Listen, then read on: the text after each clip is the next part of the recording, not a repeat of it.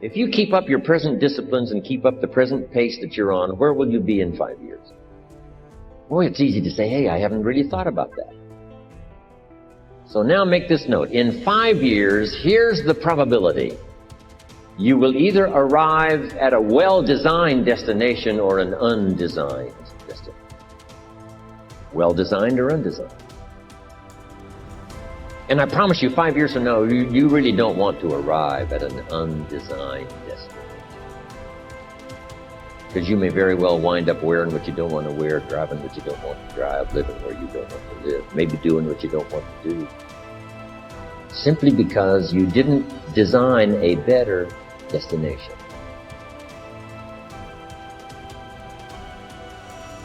Neglect starts as an infection. And if you don't take care of it, it becomes a disease. And one neglect leads to another.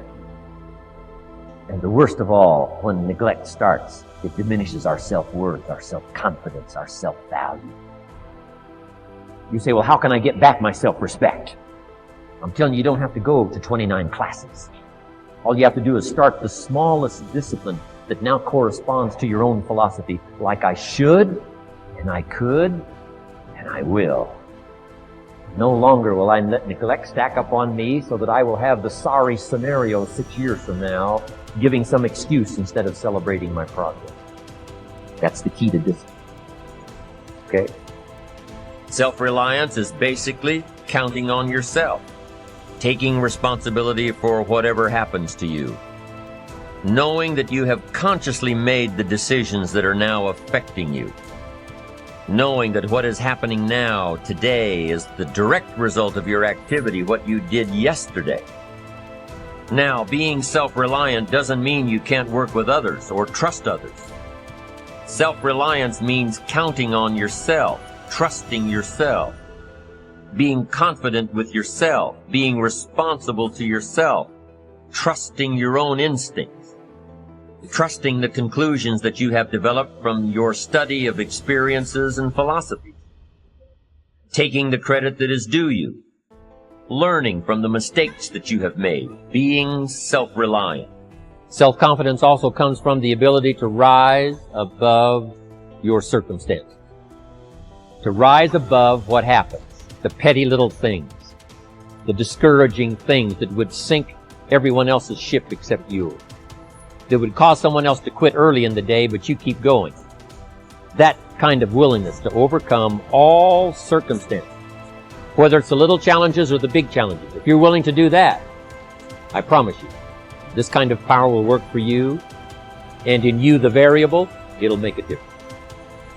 Turning wisdom from your philosophy and inspiration, strengthening of attitude, faith, courage, commitment, all this stuff that comes from attitude. If you're willing to take these two qualities, philosophy and attitude, and invest it into activity, you can have a miracle. Here is one powerful way to change and grow. Cultivate your self-reliance. Take responsibility for your own life. Take responsibility for whatever happens to you. Know that you have consciously made the decisions that are now affecting you. Know that what is happening now, today, is the direct result of what you did yesterday. Being self-reliant doesn't mean that you can't work with or trust others. In fact, it can make you a much more valuable teammate, partner, friend. Self-reliance means counting on yourself, trusting yourself, being responsible to yourself, trusting your own instincts, trusting the conclusions that you have developed from your study of experiences and philosophies, taking the credit that is due you, learning from the mistakes that you have made, and then passing that value on to others. Adult psychologists give an example of being self-reliant. They say that you're responsible for getting caught in the rain. They say that by deciding not to carry an umbrella every day, you have made the decision to endure an occasional drenching. Translation: by not being prepared, you make the choice of getting caught in some of life's unpleasant circumstances, be they rain, failures, economic losses, relationship losses, professional losses, or personal losses.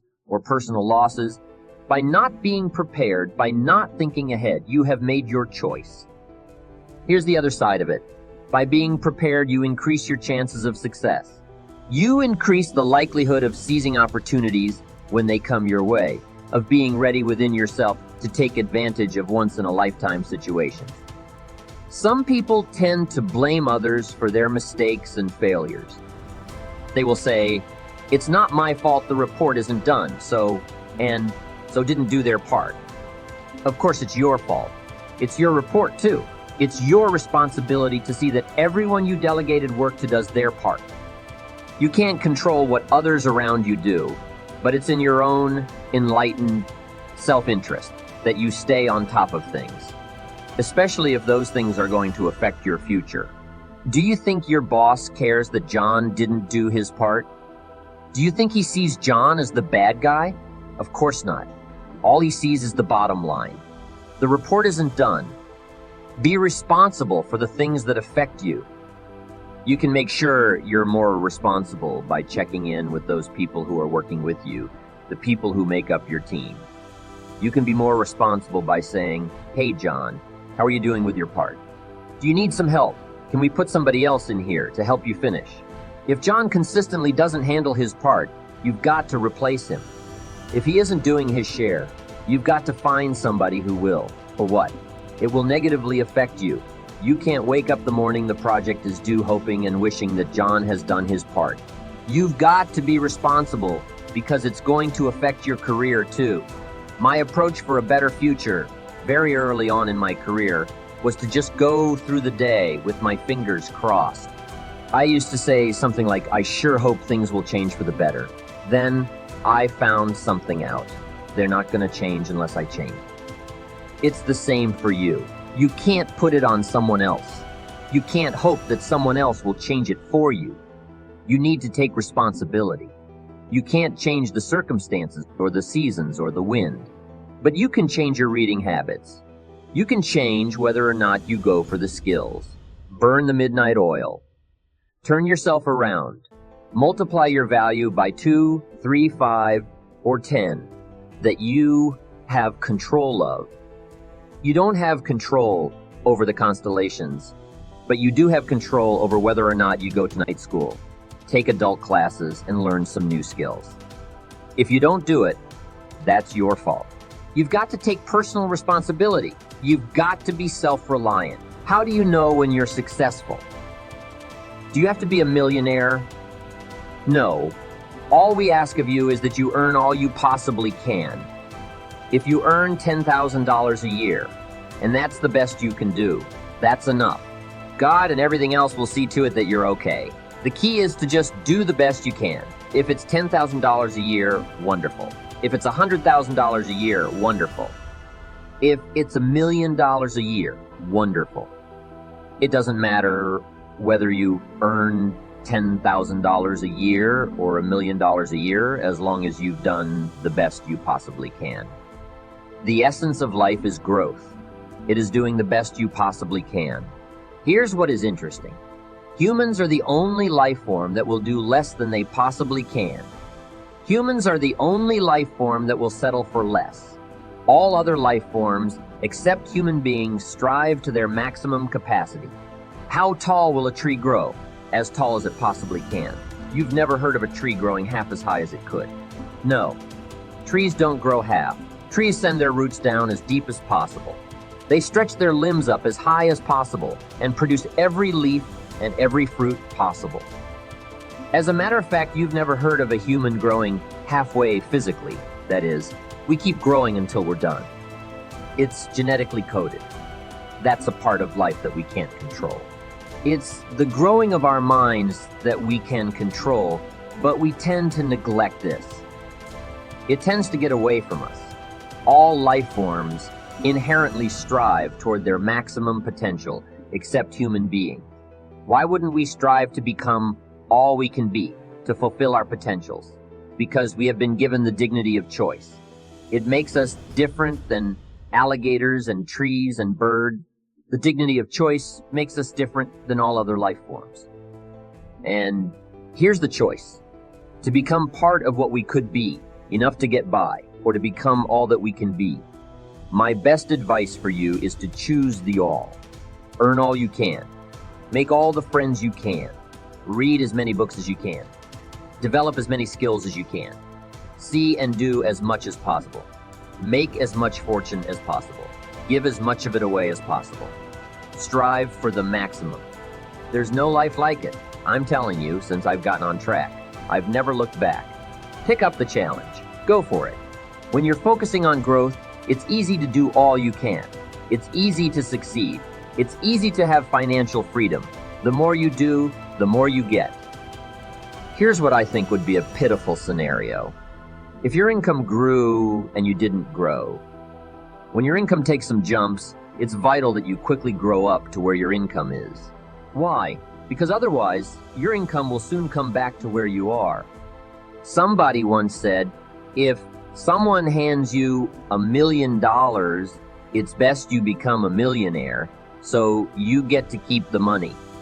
I'm telling you, success doesn't want to hang around an incompetent person. The problem with winning the lottery is the lack of self-development the person has gone through to be able to master and keep the money. The fortune is bigger than the person, rather than the person being bigger than the fortune.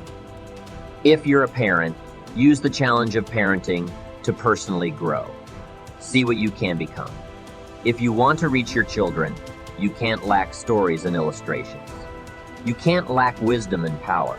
And the only way you can become the best kind of parent is by personal development, becoming better than you are, stronger than you are, wiser than you are.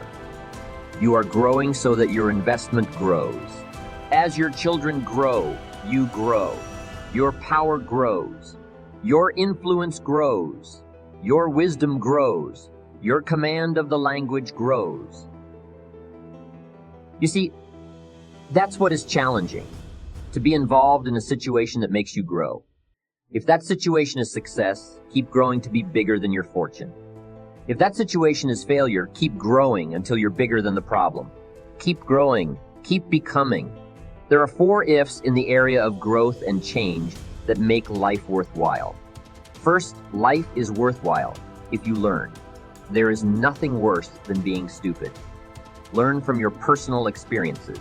Learn from other people's experiences. Second, life is worthwhile if you try. You've got to take what you've learned and see if you can try your hand at it. Somebody says, you can't try, you have to do. No, you have to try. I put the bar up 2 feet and asked the kids, who can jump 2 feet? I can, some say. I can't, some say. I don't know, some say. How are they going to know? They've got to try. Just back off and run at it. What if they knock the bar down? Does that mean they can't jump 2 feet? No, they have to try it again another way.